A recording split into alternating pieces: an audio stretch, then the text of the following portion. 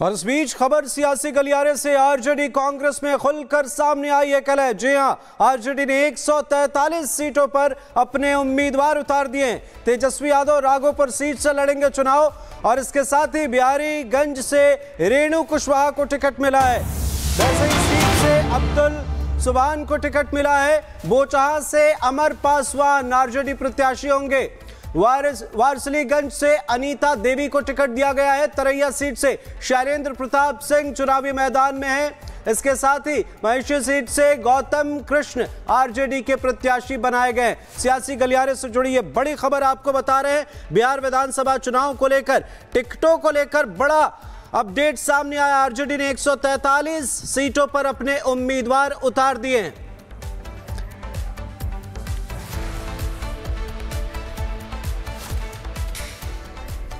और चलिए अब आपको सीधी तस्वीरें दिखाते हैं। हमारे सहयोगी विवेक श्रीवास्तव हमारे साथ जुड़ गए। विवेक, क्या है अपडेट? देखिए, अपडेट ये है कि 143 जो उम्मीदवार हैं उसकी सूची जारी हो गई है। हालांकि ये सूची बाद में आई है। पहले कई इसमें से ऐसे उम्मीदवार हैं जिनको सिंबल दिया जा चुका था, उन्होंने जाकर नामांकन भी भर लिया है। लेकिन आरजेडी ने एक सिलसिलेवार ढंग से 143 लोगों की जो सूची है वो जारी की है, जिसमें सबसे ऊपर तेजस्वी यादव का नाम है। इसके अलावा जो मधेपुरा से बिहारीगंज असेंबली जो पड़ती है, मधेपुरा डिस्ट्रिक्ट है, बिहारीगंज असेंबली है, उसमें रेणु कुशवाहा का नाम है। पूर्णिया से जो बैसी है वहाँ से अब्दुल सुभान का नाम है। मुजफ्फरपुर से जो बोचाहान है वहाँ से अमर पासवान का नाम है। नवादा से जो है अनीता देवी बहतो लड़ेंगी। तो ऐसे करके 143 उम्मीदवारों के नाम जो है वो फाइनल कर दिए हैं। ये जो पूरा मतलब जो मसला चल रहा था वो विवाद इसी बात को लेकर था कि अब कौन सीट पे कौन लड़ेगा। कई सीटों पर आरजेडी और कांग्रेस सामने सामने आ गई हैं और इसी को लेकर हो रहा था बवाल। तो अब कुल मिलाकर आरजेडी ने 143 सीटें जो हैं वो फाइनल कर दी हैं। आज दिवाली का दिन है, ये लिस्ट भी आ गया है। अब जो इनके उम्मीदवार हैं जाकर तैयारी करेंगे अपने विधानसभा क्षेत्र में। यही लेकर बवाल था कि जब नाम ही फाइनल नहीं होगा तो कैंडिडेट जाकर फील्ड में अपने विधानसभा क्षेत्र में क्या करेंगे। जब नाम फाइनल हो जाता है तो एक अलग ऊर्जा रहती है और ये इधर से 100% अपने कॉन्फिडेंस में पार्टी को लेने के बाद जाकर काम करते हैं। तो अब इस पर जो है कयास जो लग रहे थे कि इनका नाम होगा उनका नाम होगा, अब 143 लोगों की जो लिस्ट है वो फाइनल हो गई है। अब ये मुकाबला और दिलचस्प होता जाएगा, लोग जाकर फील्ड में अपनी तैयारियां करेंगे। अमृत, बिल्कुल। इसके साथ विवेक आपसे ये भी समझना चाहेंगे कि मुकेश सैनी का भी स्टैंड क्या नजर आ रहा है। क्या आरजेडी के कुछ अलग अलग सीटों पर जो उम्मीदवार उतारे गए हैं उस पर भी आएंगे आपके पास, लेकिन इस बीच और पैसे का खेल हुआ है। अभी तक तो हम लोगों ने सुना था, देखा था कि लालू जी के जमाने में, राष्ट्रीय जनता दल के जमाने में जमीन लेकर के नौकरी मिलता था। अभी तक हम लोगों ने देखा था कि कांग्रेस के जमाने में बड़े बड़े घोटाले हुए थे। लेकिन अब टिकट बेचने का भी काम महागठबंधन राष्ट्रीय जनता दल कांग्रेस कर रही है।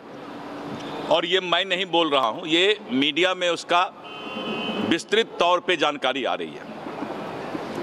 महागठबंधन आज तक सीट का बंटवारा नहीं कर पाया, आज तक उम्मीदवारों की घोषणा नहीं कर पाई। मतदाता और जनता इस बात को देख रहा है कि जो राष्ट्रीय जनता दल कांग्रेस महागठबंधन आज तक सीट का बंटवारा नहीं कर पाया, वो सरकार कैसे चला सकता है। और इसीलिए मतदाता ने मन बना लिया है कि विकसित बिहार के सपना को पूरा करने के लिए दुनिया के लोकप्रिय नेता और भारत के यशस्वी प्रधानमंत्री श्री नरेंद्र मोदी जी की गारंटी और नीतीश कुमार जी के विकास पर बिहार की मतदाता विश्वास करती है और एनडीए 5 पांडव के तरह चट्टानी एकता के साथ चुनाव का आगाज कर रही है। और आपने देखा कि एक तरफ राहुल गांधी कर्पूरी ठाकुर जी का, तो बीजेपी प्रदेश अध्यक्ष दिलीप जायसवाल को सुन रहे थे आप। उन्होंने कई आरोप लगाए। आगे बढ़ते हैं। महागठबंधन में सीट बंटवारे पर पूर्णिया से निर्दलीय सांसद पप्पू यादव ने कहा कि अगर मैं फैसले लेने वाला होता तो क्या मुझे एक भी सीट नहीं मिलती। कांग्रेस पार्टी विचारधाराओं पर काम करती है और ये एक अनुशासित पार्टी है। मैं बार बार कह रहा हूं कि गठबंधन वापस लाओ, गठबंधन को कमजोर किया जा रहा है। जब हम फैसला लेने वाले होते हैं तो हमको एको सीट नहीं मिलता। कांग्रेस पार्टी मूल्यों से और सिद्धांतों से चलती है, तो डिसिप्लिन पार्टी है। ये कहीं न कहीं से ये लोग गाइड हो रहे हैं, कमजोर किया जा रहा है गठबंधन को। कौन है इसके पीछे? सुबह तक टिकट बंट रहा है, यही तरीका है। 4 बजे सुबह तक आज अंतिम प्रक्रिया और टिकट बांट रहे हैं। और इस बीच खबर सियासी गलियारे से आरजेडी कांग्रेस में खुलकर सामने आई है कलह। जी हां, आरजेडी ने 143 सीटों पर अपने उम्मीदवार उतार दिए।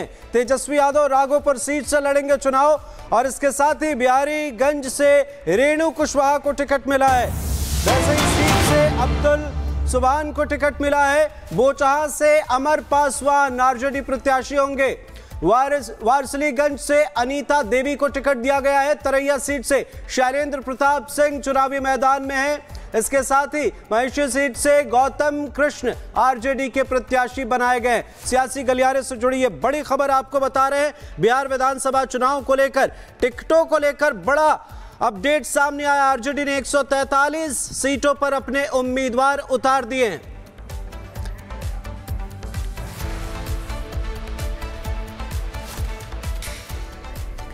और चलिए अब आपको सीधी तस्वीरें दिखाते हैं। हमारे सहयोगी विवेक श्रीवास्तव हमारे साथ जुड़ गए। विवेक, क्या है अपडेट? देखिए, अपडेट ये है कि 143 जो उम्मीदवार हैं उसकी सूची जारी हो गई है। हालांकि ये सूची बाद में आई है। पहले कई इसमें से ऐसे उम्मीदवार हैं जिनको सिंबल दिया जा चुका था, उन्होंने जाकर नामांकन भी भर लिया है। लेकिन आरजेडी ने एक सिलसिलेवार ढंग से 143 लोगों की जो सूची है वो जारी की है, जिसमें सबसे ऊपर तेजस्वी यादव का नाम है। इसके अलावा जो मधेपुरा से बिहारीगंज असेंबली जो पड़ती है, मधेपुरा डिस्ट्रिक्ट है, बिहारीगंज असेंबली है, उसमें रेणु कुशवाहा का नाम है। पूर्णिया से जो बैसी है वहाँ से अब्दुल सुभान का नाम है। मुजफ्फरपुर से जो बोचाहान है वहाँ से अमर पासवान का नाम है। नवादा से जो है अनीता देवी बहतो लड़ेंगी। तो ऐसे करके 143 उम्मीदवारों के नाम जो है वो फाइनल कर दिए हैं।